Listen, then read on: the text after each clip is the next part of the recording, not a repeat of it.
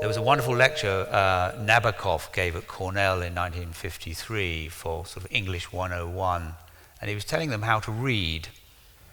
And some of the things he said, I think, are quite germane to how to write.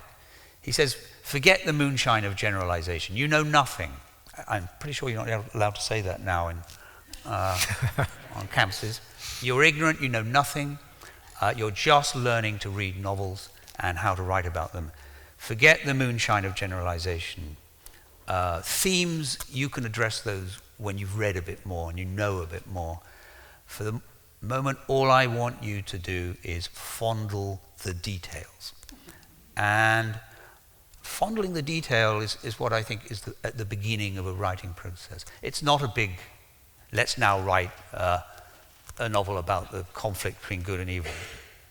It's a small remark, an item of character, even perhaps just a phrase that seems to offer possibilities.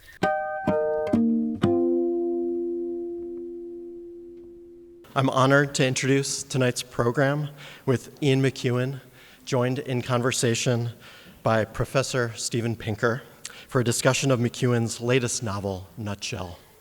Ian McEwan is the author of numerous best-selling and award-winning books, including The Children Act, Sweet Tooth, Solar, On Chisel Beach, Saturday, and 3 story collections. His beloved novel, Atonement, was awarded the National Book Critics Circle Award, and Amsterdam was a winner of the 1998 Booker Prize. Please join me in welcoming Steven Pinker and Ian McEwan.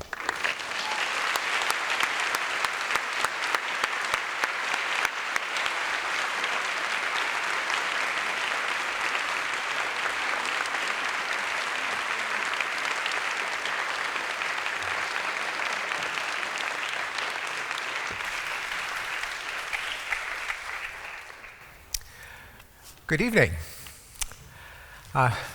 It's said that there are only a finite number of plots in all of fiction, but my friend Ian McEwan, I think, has proven that wrong many times, but never so much as with Nutshell, which is a story narrated by a fetus about a murder plot involving his mother, his father, and his uncle. Now, I suppose you could say it's kind of a, in a way, it's a bit of a mashup of Hamlet with plus narrated by a fetus. But this isn't like, let's do Ghostbusters and make them women this time. It's not that kind. This is so pregnant, if you'll pardon the expression, with existential possibilities. So to be or not to be is not just on whether one should end one's life, but whether one should come into existence. And it's an opportunity for discussions of nature and nurture, of what kind of world are you willing to be born into? Is it a world of possibilities and promise, or one where you'd be better off, as the old Jewish expression puts it, never having been born, but how many people are so lucky? It's a joke that I didn't see in the book, though. Yeah. Not 1 in 100,000, I think, is the way the joke continues. It'll be in the paperback now, don't worry. Yeah.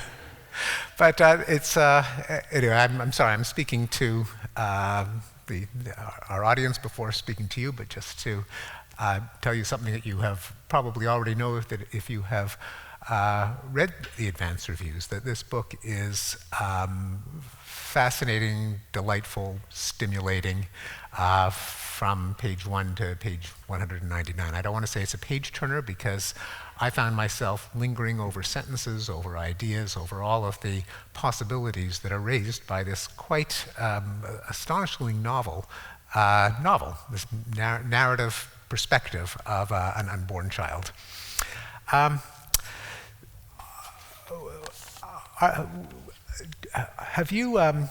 Did you think of the philosophical literature on whether it is good to bring individuals into the world, whether it's worth the trouble, whether the ethical value of being alive actually added up to make it worthwhile, the natalism debate in philosophy? I'm aware of that, but I don't think it ever crossed my mind, because to decide not to bring a child into the world because you think the world is too wretched would seem to me to cede to the emptiest form of pessimism, and should be avoided at all costs. Interestingly, Samuel Butler has a novel called The Way of All Flesh. A friend sent me a couple of paragraphs from it. I don't remember seeing this paragraph in there. And in it, the narrator says, it's very interesting what today's fetuses are thinking. Because there are many fetuses who, against all the evidence, think there is life after birth. However, especially in the universities, in the psychology and many of the biology departments, as it were, there are fetuses who see no evidence for that, see that this is the life we have, these 9 months, see absolutely no reason to believe in an afterlife. If I'd read that, and I'm sort of glad I didn't, because it might have, because it entertained me so much, it might have tilted my assumptions on setting off on this.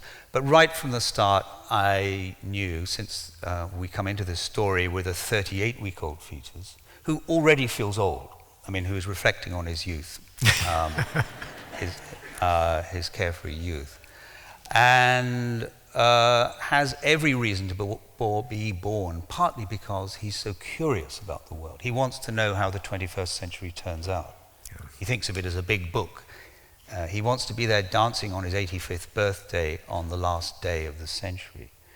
So whatever worries he has about the state of the world, he really wants to take part in it. Yeah, well, there is a wonderful discussion of spanning 2 pages. One of the, I think I can give away this plot device because it occurs early on. Do give away all of this. Okay. Do or do not? Do. Do? Don't worry about, my plot is borrowed from Shakespeare. Right. There's also research, by the way, that shows that there's no need for spoiler alerts, that people enjoy a plot as much. No trigger warnings, no spoiler alerts. Right. But the fetus is aware of the state of the world because his mother is an inveterate listener to podcasts and the BBC World Service. We know that sound carries through the mother's body and is audible in the womb. We know that neonates have a preference for their mother's language over another language. The vowels and consonants, to be sure, don't really come through all that well in the womb. It's also very noisy in there. But this is a very aware young person to be. And there is a passage in the novel, a succession of 2 pages, where there is a summary of the pessimistic view of the world, of climate change and Russian ressentiment leading to possible aggression and writing past injustices and violence in the Middle East, followed immediately by a hopeful discussion of how far we've come, how violence has declined, how affluence has increased, global poverty is down, diseases being cured, which is one of the best presentations of these 2 mindsets of the world in which this child will be born into that I've seen. I also, there is so much philosophy and science in there. This is a scientifically and philosophically quite literate fetus, thanks to the podcasts and BBC. And I don't think this is a part that you're going to read, but it's on page 2. When I hear blue, which I've never seen, I imagine some kind of mental event that's fairly close to green, which I've also never seen. So this is, there is and as a psychologist interested in imagery, in nature and nurture, in consciousness, a lot goes into that statement, including, it reminded me of an experiment by a colleague of mine when I was at Stanford, Roger Shepard, who developed the technique of mapping out the space of concepts or perceptual experiences through their similarities. So if you have, and he was quite excited when he found that colorblind people gave a color space, that is, an arrangement of colors in a circle according to hue, which was quite similar to that of sighted people. And he thought that that showed that we were born with an innate color space, and you didn't actually have to experience the colors in order to be able to imagine them. Then he was a bit disappointed when other people pointed out that you could reconstruct the same color space by just how often you heard the words in proximity. So through pure linguistic experience, you could have the same color space, which is exactly what your protagonist ends up with. Yeah, he's interested in the relation of things. Occasionally, he has doubts about the world, whether it's real or not, especially towards the end of this novel. But, he's a good living fetus. He's also deeply trustworthy. And in fact, I think you can always trust a fetus.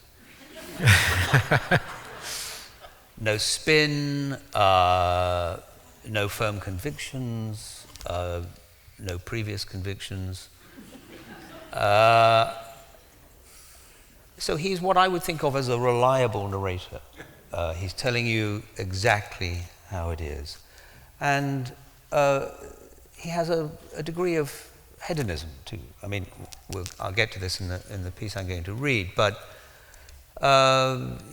he enjoys everything that his mother enjoys. So if she takes a drink, which she does against all medical advice, and it's hard to resist a drink when you're plotting a murder. You really need a drink. He always thinks, well, I can't say no, and indeed, indeed he can't. Decanted through a good placenta. Yeah, a healthy placenta. The podcasts are also important in this respect. And so I've made full use of this wonderful golden age, I think, of machines, which we constantly curse even as we tie ourselves deeper into their utility. I will read at this stage. I think, shall I do that? Because just to set it up and take you into his world. So here I am, upside down in a woman. Arms patiently crossed, waiting and wondering who I'm in, what I'm in for.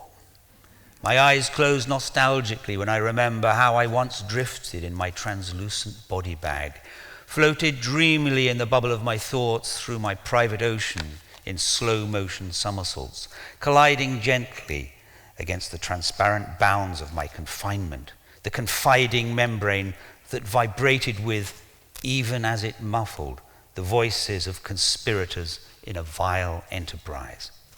That was in my careless youth. Now, fully inverted, not an inch of space to myself, knees crammed against belly, my thoughts, as well as my head, are fully engaged. I've no choice. My ear is pressed all day and night against the bloody walls. I listen, make mental notes, and I'm troubled. I'm hearing pillow talk of deadly intent, and I'm terrified by what awaits me, by what might draw me in. I'm immersed in abstractions, and only the proliferating relations between them create the illusion of a known world. When I hear blue, which I've never seen, I imagine some kind of mental event that's fairly close to green, which I've never seen.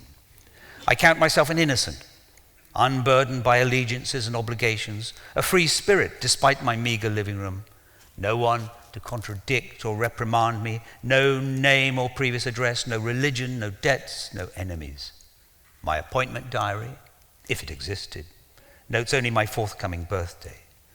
I am, or I was, despite what the geneticists are now saying, a blank slate. I thought of you when I wrote that. But a slippery, porous slate that no schoolroom or cottage roof could find use for. A slate that writes upon itself as it grows by the day and becomes less blank.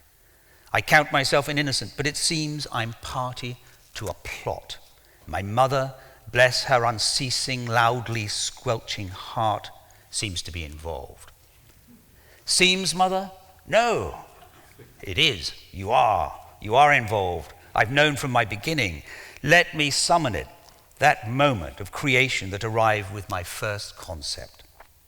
Long ago, many weeks ago, my neural groove closed upon itself to become my spine, and my many million young neurons, busy as silkworms, spun and wove from their trailing axons the gorgeous golden fabric of my first idea, a notion so simple it partly eludes me now. Was it me? Too self-loving. Was it now? Overly dramatic. Then something antecedent to both, containing both, a single word mediated by a mental sigh or swoon of acceptance of pure being. Something like this? Too precious. So getting closer, I think, my idea was to be. Or, if not that, its grammatical variant is. This was my aboriginal notion, and here's the crux, is just that, in the spirit of es muss sein. The beginning of conscious life was the end of illusion, the illusion of non-being, and the eruption of the real, the triumph of realism over magic, of is over seems. My mother is involved in a plot, and therefore I am too, even if my role might be to foil it, or if I, reluctant fool, come to term too late, then to avenge it. But I don't whine in the face of good fortune. I knew from the start, when I unwrapped from its cloth of gold my gift of consciousness, that I could have arrived in a worse place and in a far worse time. The generalities are already clear, against which my domestic troubles are, or should be, negligible. There's much to celebrate. I'll inherit a condition of modernity, hygiene, holidays, anesthetics, reading lamps, oranges in winter, and inhabit a privileged corner of the planet, well-fed, plague-free Western Europe. Ancient Europa, sclerotic, relatively kind, tormented by its ghosts, vulnerable to bullies, unsure of herself, destination of choice for unfortunate millions. My immediate neighborhood will not be palmy Norway, my first choice on account of its gigantic sovereign fund and generous social provision, nor my second, Italy, on grounds of regional cuisine and sun-blessed decay, and not even my third, France, for its Pinot Noir and jaunty self-regard. Instead, I'll inherit a less than united kingdom, ruled by an esteemed elderly queen, and where a businessman prince, famed for his good works, his elixirs, cauliflower essence to purify the blood, and unconstitutional meddling, waits restively for his crown. This will be my home, and it will do. I might have emerged in North Korea, where succession is also uncontested, but freedom and food are wanting. How is it that I, not even young, not even born yesterday, could know so much or know enough to be wrong about so much? I have my sources. I listen. My mother, Trudy, when she isn't with her friend Claude, likes the radio and prefers talk to music. Who at the internet's inception would have foreseen the rise and rise of radio, or the renaissance of that archaic word, wireless? I hear above the laundrette din of stomach and bowels the news, wellspring of all bad dreams. And driven by a self-harming compulsion, I listen closely to analysis and dissent. Repeats on the hour, regularly half-hour summaries don't bore me. I even tolerate the BBC World Service and its puerile blasts of synthetic trumpets and xylophone to separate the events. In the middle of a long, quiet night, I might give my mother a sharp kick. She'll wake, become insomniac, reach for the radio. Cruel sport, I know, but we are both better informed by the morning. I like to share a glass with my mother. You may never have experienced, or you will have forgotten, a good Burgundy, her favorite, or a good Sancerre, also her favorite, decanted through a healthy placenta. Even before, here we are in a restaurant, even before the wine arrives, tonight, a Jean-Max Roger Sancerre, at the sound of a drawn cork, I feel it on my face like the caress of a summer breeze. I know that alcohol will lower my intelligence. It lowers everybody's intelligence. But oh, a joyous, blushful Pinot Noir or a gooseberried Sauvignon sets me turning and tumbling across my secret sea, reeling off the walls of my castle, the bouncy castle that is my home. Or it did when I had more space. Now I take my pleasures sedately, and by the second glass my speculations bloom with that license whose name is poetry. My thoughts unspool in well-sprung pentameters, end-stopped and run on lines in pleasing variation. But my mother never takes a third, and it wounds me. I have to think of baby, I hear her say as she covers her glass with a priggish hand. And that's when I have it in mind to reach for my oily cord, as one might a velvet rope in a well-staffed country house, and pull it sharply for service. What ho! Another round for us friends.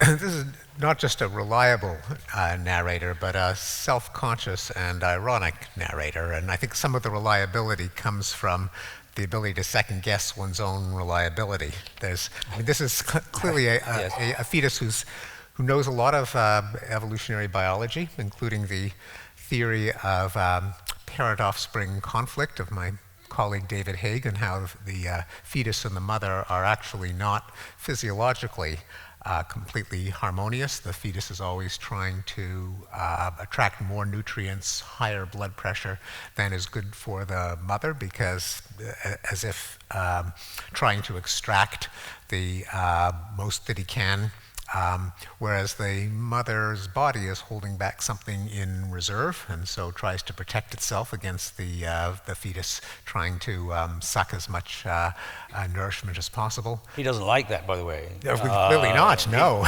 And he wouldn't, as he wouldn't. Why should I care about some unborn squit? What about me? He wants all of his mother. As David Haig tells us, fetuses do. Selfish fetus. The selfish fetus, there could be a bestseller in there. But then also seems to know a fair amount of psychology, including the, let's see if I wrote this here, including the literature on self-deception and on confirmation bias. Who knows what's true? I can hardly collect the evidence for myself. Every proposition is matched or canceled by another. Like everyone else, I'll take what I want, whatever suits me. I would have a good summary of an extensive literature in social psychology. And I can't help but wonder whether at one point, late in the plot, when a police inspector comes to visit the family mansion, which is in quite a bit of disarray. It's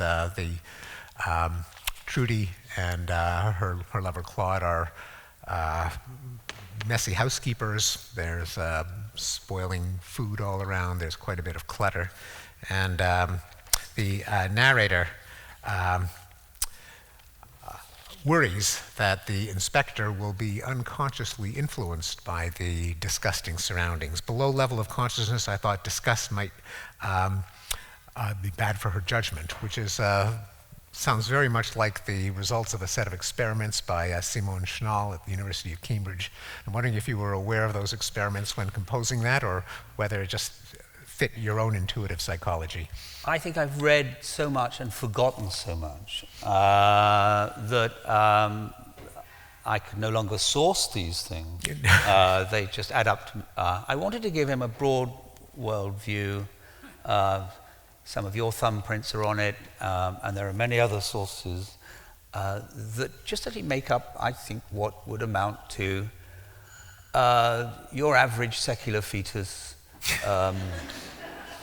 thinking about the world, unconsciously absorbing the work of scientists, but also of philosophers, everything that's around us into a composite of a sense of understanding. I mean, I've spent the last 20 years writing realist novels, and it was quite pleasant to untie myself from the project of going, say, to speak to a neurosurgeon or a theoretical physicist or a spy, and just stay at my desk, talk to no one, bow to no one's authority, but let a whole worldview emerged from this. It was a real holiday of the senses to abandon all laws of biology, even as I'm accepting them too, back into his discourse. So it's really a matter of forgetting everything, even as and just let it boil over. So it's nice. I think you might, help me annotate this and locate my sources for me. That would be very nice. Well, I should have acknowledged them, I guess, but No. it's in the public domain. Yes. Ideas are ideas. I couldn't tell as I was reading it. Sometimes went back and forth as to whether the complete integration and merging of poetics. There's a lovely discussion of trochaic tetrameter, of linguistics, of physics, of genetics, of psychology, of evolutionary biology, was just your sense of what a thinking person today has as his or her source of the universe of ideas, just that a educated person today is as familiar with DNA and with evolutionary biology and with quantum mechanics as, say, a couple of hundred years ago one would have to be familiar with the religious canon and the literary canon, or whether this was kind of a satire of the BBC listener of today, of the kind of ideas that you can't escape if you're a serious nonfiction reader and a public radio listener. There's a paragraph of yours, Stephen. I don't even know where it is, but I've got it in my files. I remember it from maybe 10 years ago. Saying that the average person, even if they profess a lack of interest in science, so-called, probably has a worldview that incorporates the fact that the universe is of an extraordinary size, that the laws of common sense break down at scales very large and very small. I mean, and it goes on in this way, the extent to which most of us, whether we like it or not, and whether we even know it or not, have the accumulations of 500 years of scientific method that really does impregnate our common understanding of the world, and that these were all highly contested until very, very recently in human history. So there's no satire here. Most of the ideas he has, I think, are fairly reasonable. And as I said right at the beginning, he's a trustworthy fetus, and he won't spin you any bad ideas. He has no faith. I guess that's the one lack he has. He has no religious faith. But he does have faith in life after birth, which I think is a sort of equivalent to the faith of, except I think it happens to be true, that there is life after birth, and we're all here to demonstrate the fact. Whereas, I mean, I'd be delighted if it turned out there was a nice theme park in the sky, although I do also accept the maxim that hell is other people. And by now, that theme park will be very crowded, and you'll be there for eternity. That's only if you get accepted. Hell will also be crowded. Likewise, hell is other people. Was it Mark Twain said, heaven for the climate, hell for the company? Yes. You can always trust Twain. And speaking of the worldview that science and technology have given us and that have become second nature, I couldn't help when reading Nutshell and in inhabiting the consciousness of this fetus, from thinking of those stunning photographs by Leonard Nilsson in the 1960s that were a sensation when published in Life magazine, the first hyper-realistic photographs of a fetus in an amniotic sac, which then became propaganda tools for the anti-abortion movement, but I think changed many people's conception of how human-like, but at the same time otherworldly a fetus was, partly because of the artfulness of the photography. In the photographs, the fetus in the amniotic sac was suspended against a black background, as if suspended in space. I wonder if that influenced Stanley Kubrick when he had that famous climax in 2001. I mean, the sad fact behind those famous photographs is that these were all fetuses doomed to die. And I think when you look at them through that lens, they never made it to birth. Yeah. By definition, you could not intrude in the 60s in that way and get images of that quality. And I think that somewhat undermined the magic of it, because it seemed like such a celebration of life. But these were doomed. These were doomed. But I think they had the impact of the Earthrise at the time. I was once asked if I would annotate all those photographs for a children's book. In connection with Nutshell, or No, this was about 20 years ago. Oh, okay. But I didn't know how to write about fetus for children without also having to write about conception, and I didn't know how to do that for children. So in the end, I backed out. I thought, I'm not treading in there. Thanks very much. I will. What Mummy and Daddy do. I mean, it just seemed so. It seemed so excruciating. Either you wrote in this condescending, Daddy lies on top of Mummy, or Mummy sits on top of Daddy. And I thought, no. It would haunt me for the rest of my life. And I'd never be forgiven. I suppose, yes, a book explaining sex to children would be kind of like Oberon was Bad Sex Prize annual. Yeah. There's just no way to write about it artfully.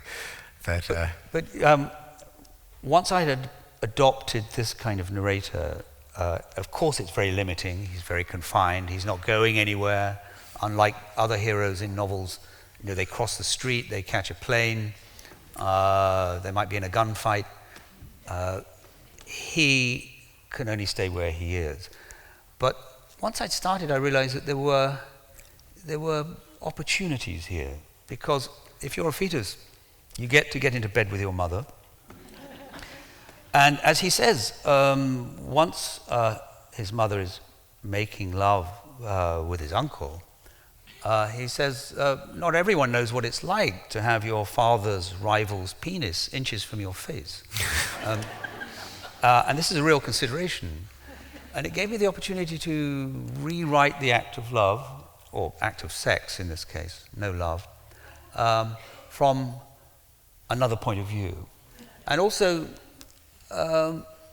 he gets himself born. He activates, I don't mind giving this away, but on the last page or two, the only way he can stop his parents, his mother and his uncle running off to Paris and escaping the police is to get born prematurely. Anyway, his fingernails are already quite long, and he manages to get out of the sack, as it were, and then stimulate the cervix, and then suddenly this great, powerful force is unleashed. And he's able to say, I could sort of meet, as it were, my uncle coming the other way, but triumphantly, what was once a vagina is now a birth canal. And he can redefine everything in his own terms. Indeed. Those passages were unforgettable, and I'm going to take the liberty of reading a couple of other sentences. They have been quoted in reviews I've seen, so again, I'm not giving anything away. But Claude, the usurper, the murderer, the brother of the victim, is a rather banal, cliche-spouting,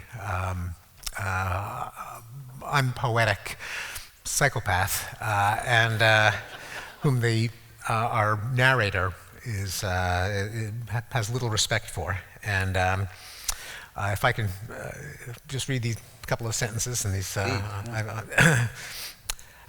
On each occasion, on every piston stroke, I dread that he'll break through and shaft my soft-boned skull and seed my thoughts with his essence, with the teeming cream of his banality. Then, brain-damaged, I'll think and speak like him, I'll be the son of Claude. Unforgettable, one of many unforgettable passages. Not biologically feasible, I think. No, but even in utero, I don't think sperms could become neurons. No, right. But the image is unforgettable, and it's there were all kinds of crazy theories of conception before we actually knew the facts of life, pre-formationist and various essentialist intuitions that somehow the semen had the essence of the father in a way that permeated the mother's tissues. So it's biologically inaccurate, but psychologically intuitive. I mean, the great trouble, the trouble with Claude, as it were, Claudius, is he has a fatal combination of traits. One is to be unbelievably banal, and the other is to be sexually very potent and capable. And I think those features in one individual are deadly. So he can throw Trudy over the gates of paradise in less than 3 minutes, and yet he is the dullest, most boring creature. Some of his cliches are Shakespeare's. I mean, as we all know, there are about 3,000 cliches or sayings and phrases that people who've never read a word of Shakespeare never want to use all the time.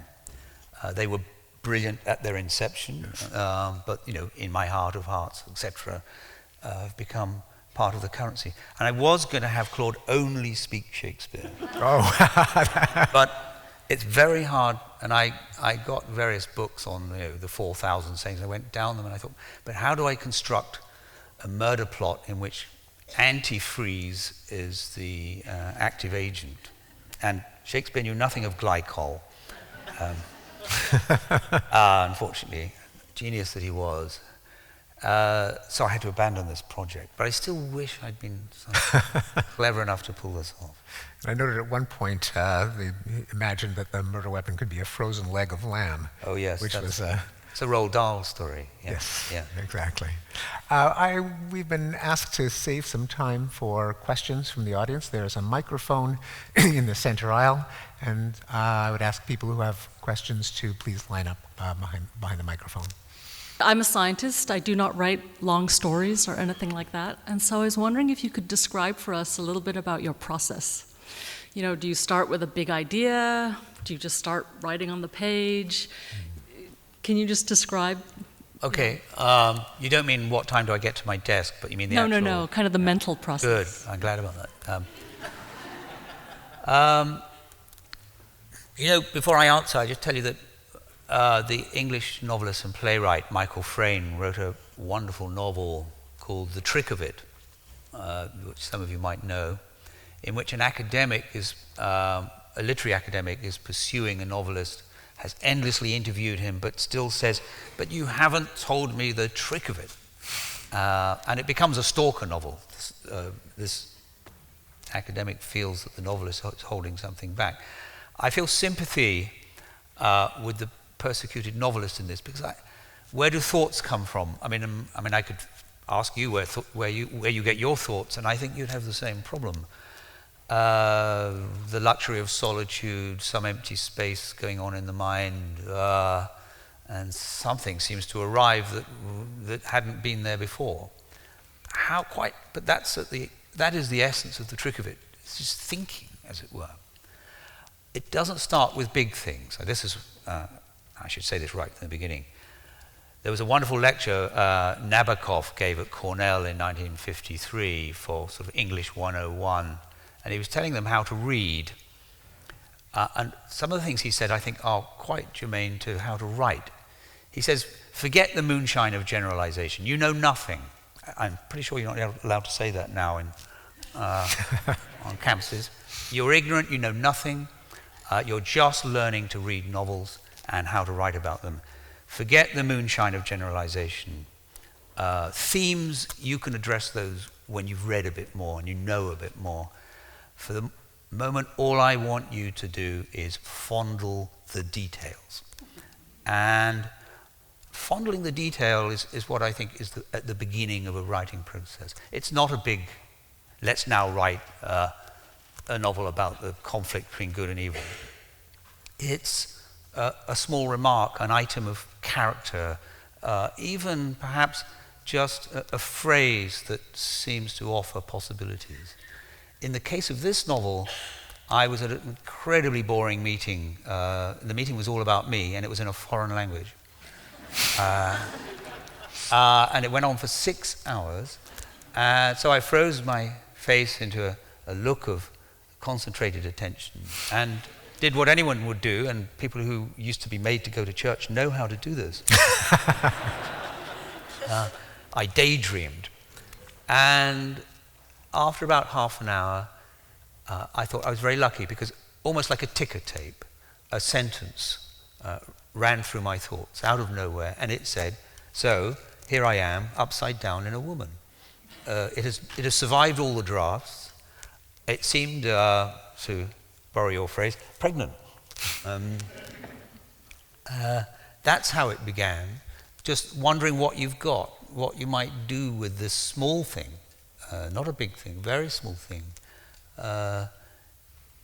As always, I hesitate, because I think hesitation is the key to creativity. I don't believe in writer's block. If you rename it hesitation, you'll be so much better off.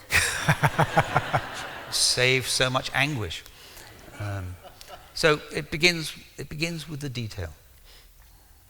I predict that, so here I am upside down and a woman will join Call Me Ishmael, and it was a bright cold day in April and the clocks were striking 13. Well, So I hope you're right, but that's elevated company.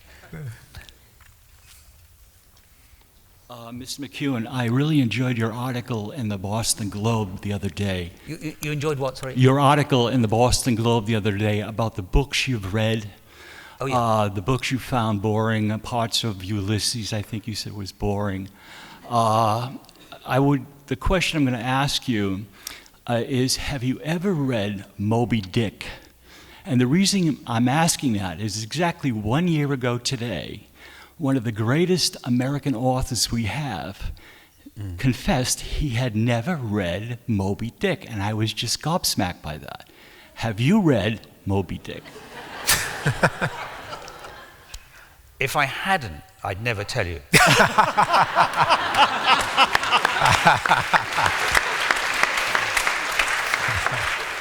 But actually, I have, and the only reason I have is because I was made to. But I haven't reread it, though, since I was 19 years old. But Reread it. Okay. It is the most fantastic. Have you ever reread Moby Dick?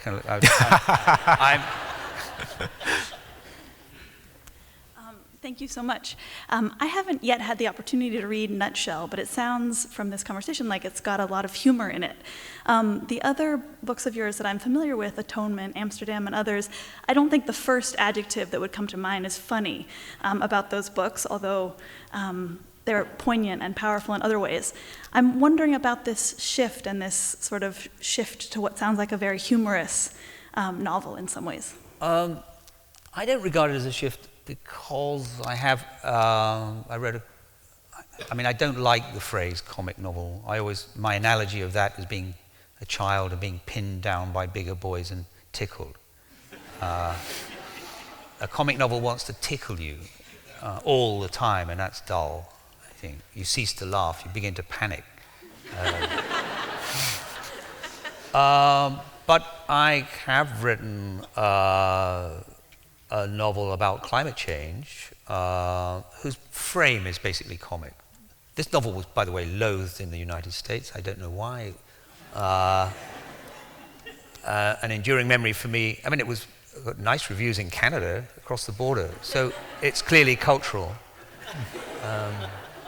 And I remember being on book tour with my wife, and we were sitting on the edge of the bed. I don't read my reviews, but I said, listen, I'd like to read one review of Solar. Which one will you let me read? She said, well, you can forget about the Boston Globe, the New York Times, and the Washington Post, and the Chicago Tribune, and the LA Times, and the San Francisco Chronicle. But you may read the Modesto Bee. And I read it, and it was a rave. and I've always wanted to go and visit Modesto and kiss the sidewalk, because it rescued that tour for me. My early stories, which everybody said was incredibly dark, macabre, Ian macabre, I don't ever want to hear that joke again, but I thought they were funny. And when I gave them to my friends, they thought they were funny. But once they were published and in the public prints and available to discussion, people were sort of horrified. So I don't know the way around that. And Amsterdam was meant to be a funny novel. If you root around in my backlist, you'll find some humor.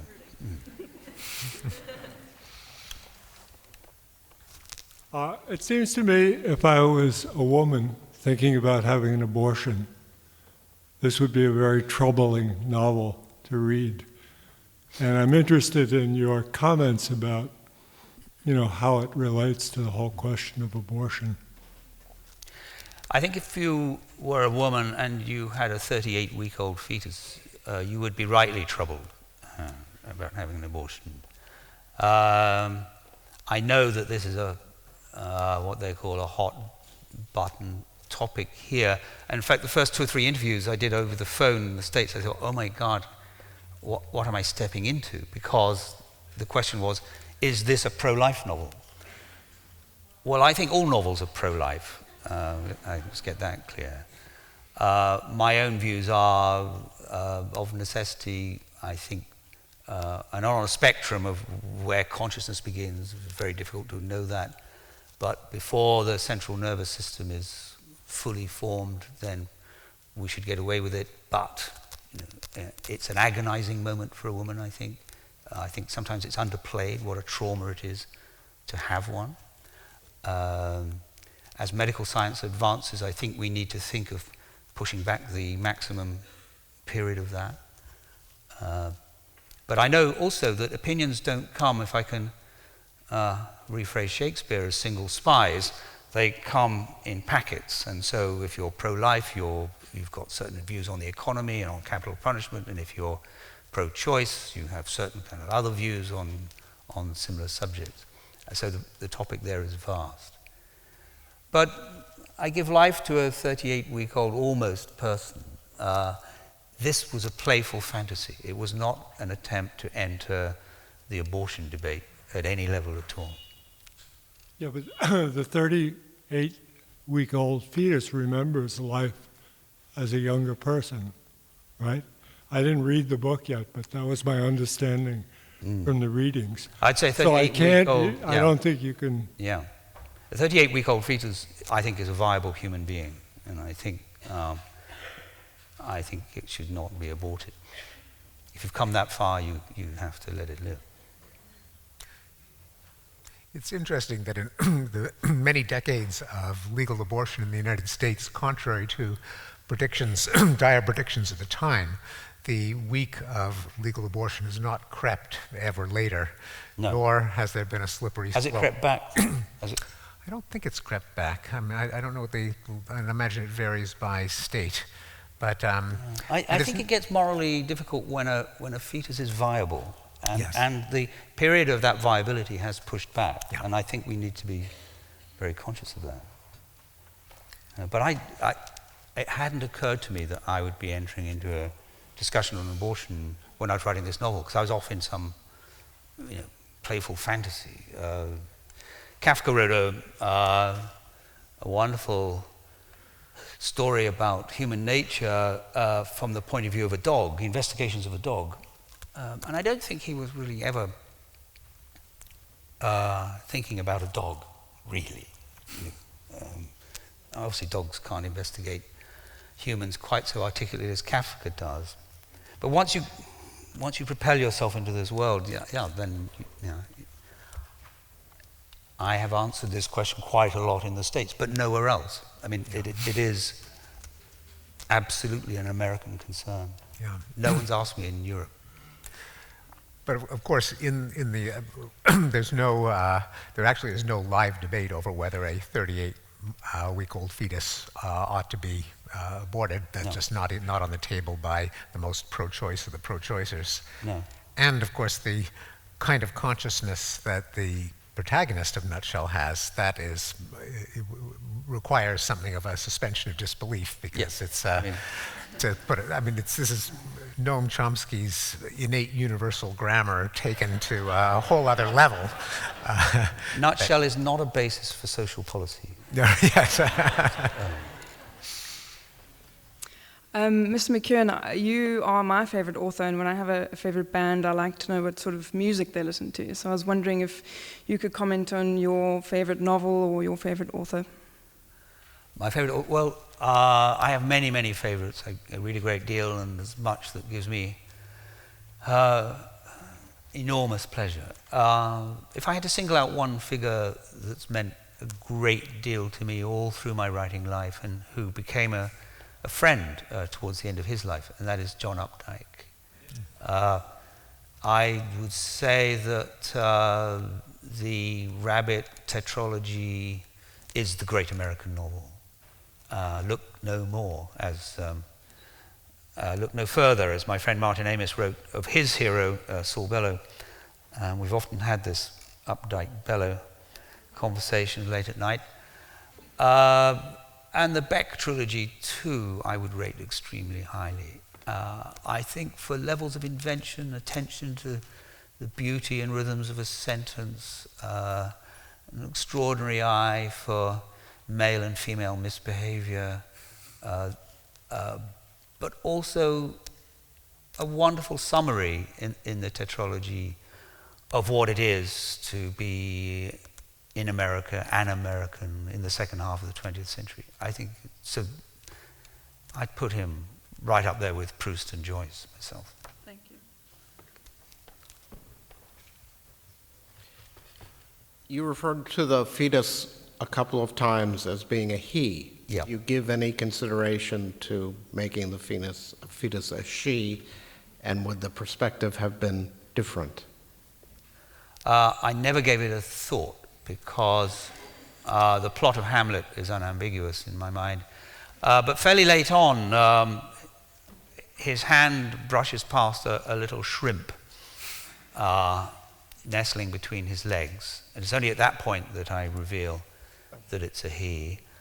And he does say to himself, given the vast complexity of human nature, what a disappointment that there are only two genders. And then actually reflects a little further and says, well, on one well-known social media site, there are possibilities for 72. He says this is a cause for celebration, but then he's got some reservations about that too, and he addresses the matter of the vulnerable self as an item of political activism, and we see it in American campuses, and we see it in the UK now. I think the self, of course, is a crucial matter, but it cannot be the outer limit of your politics. I mean, your politics must embrace others. I mean, if all your politics is about you as a self, I think then we're doomed by the young, the intellectual young. Certainly begin with the self, but sooner or later you must address inequities of income, poverty, climate change, all the things that press in on us, and that means not thinking of the self. So he's got mixed feelings about this, but he's definitely a bloke.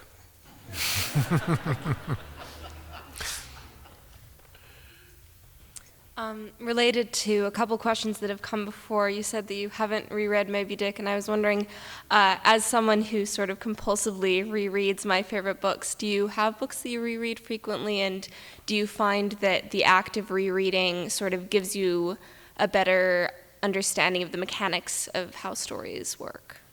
It's a very good point. I think the highest praise a novelist receives is when someone says, I've just reread such and such a novel. Most medium-length to long novels are very difficult to understand in structural terms on a first reading. And one of the delights of rereading, first of all, and it's a delight tinged with a bit of misery, is just how faulty human memory is. The novel you read 2 years ago, if you're going to reread that quickly, you will have forgotten almost all of it. that opens up the possibility of beginning to have an aesthetic appreciation that lies just beyond the actual words, but to the shape, the structure. And that's why I have such a passion for the novella, the short novel that could be read in somewhere between 3 and 5 hours. And at first take, you can appreciate its shape, the pleasures of shape, the pleasures of architecture. And the short novel also, I think, puts demands on writers that the long novel does not.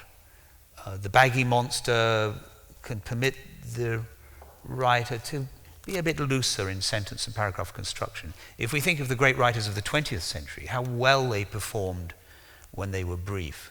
Heart of Darkness, Metamorphosis, Turn of the Screw. The list is long.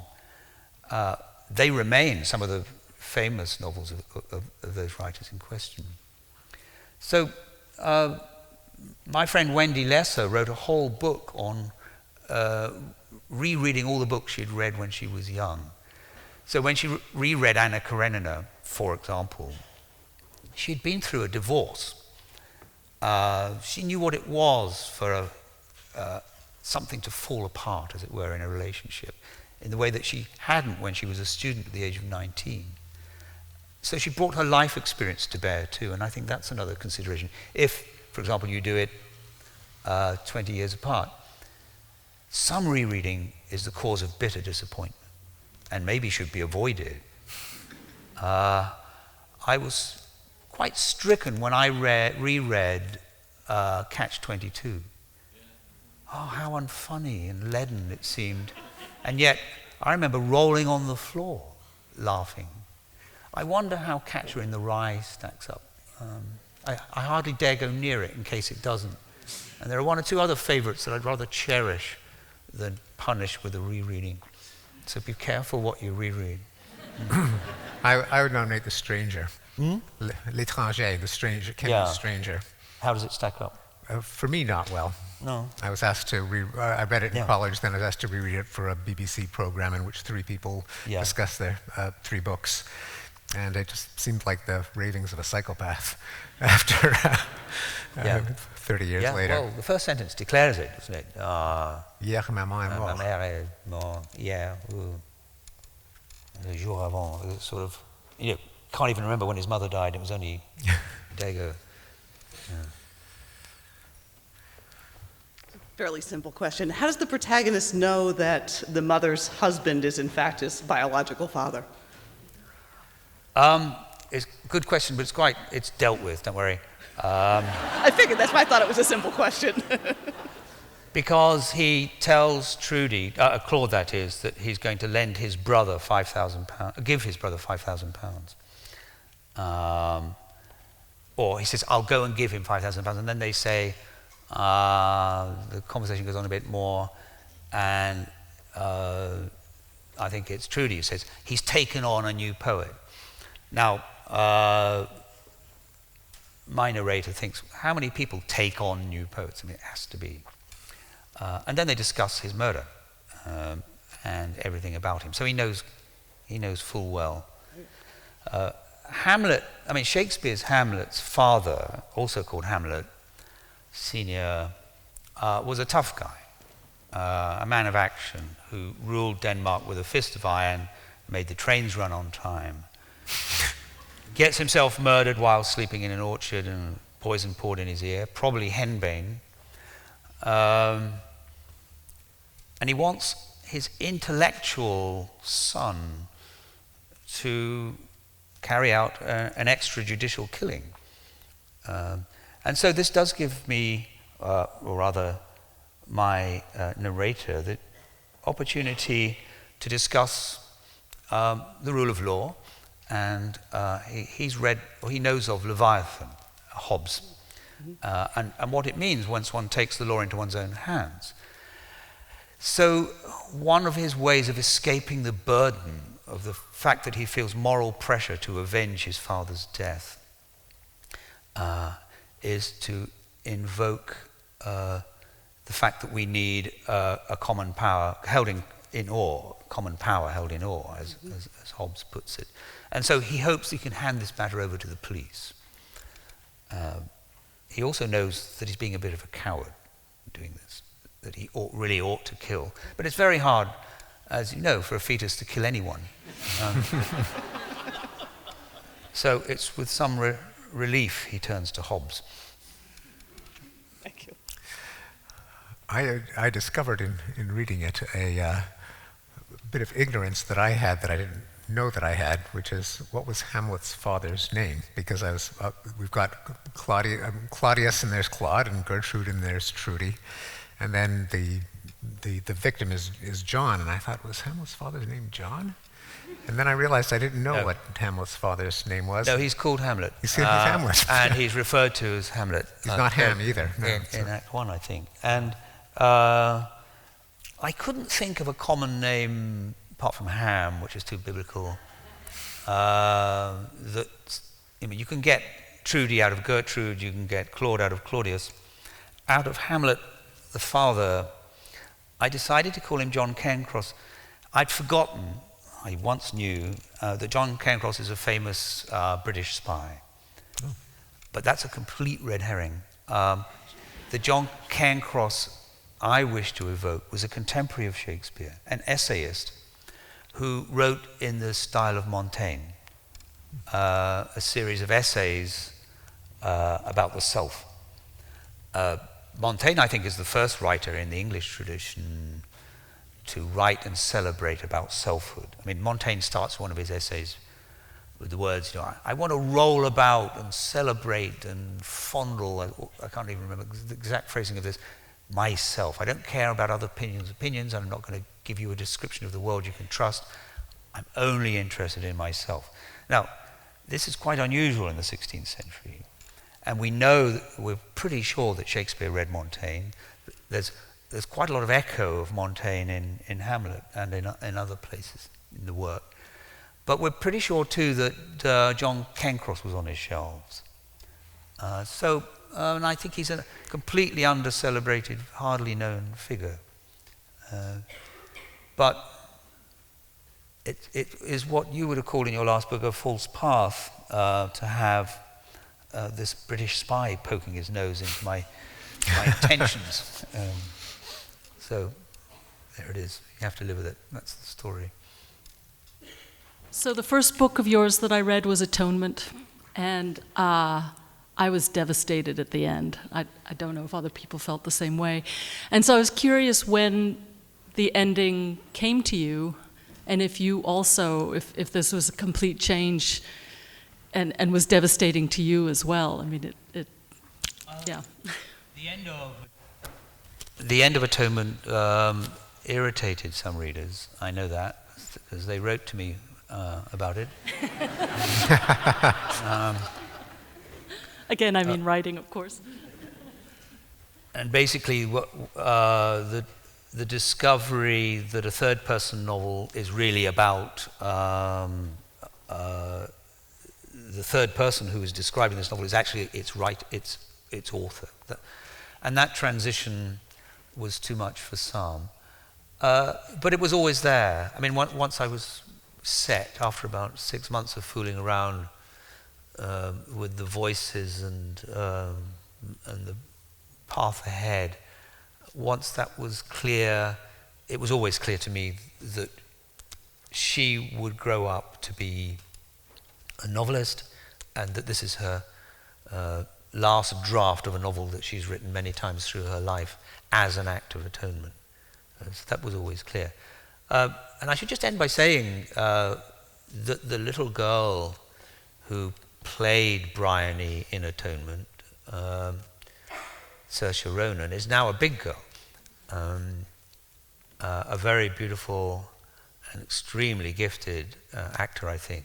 And she'll be playing the lead in On Chesil Beach, which is in production now as we speak. So one of the happy duties I have when I get back to London is to dash backwards and forwards between 2 rehearsal rooms, one containing Saoirse Ronan on Chesil Beach, and the other containing Emma Thompson playing a judge in the Children Act.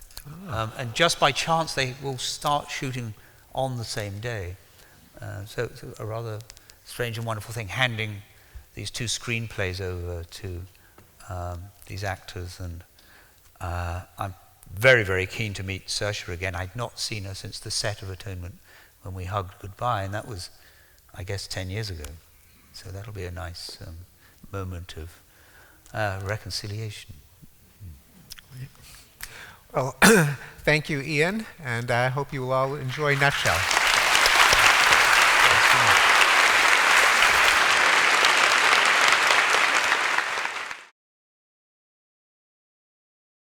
The mind is not a thing, or form, or member. No, it's less than that. A larva groping in the skull's dark stump. It knows damp stone, the taste of bitten tin, the track through rot and smear, and when it lollops from the ear, the body smokes and falls.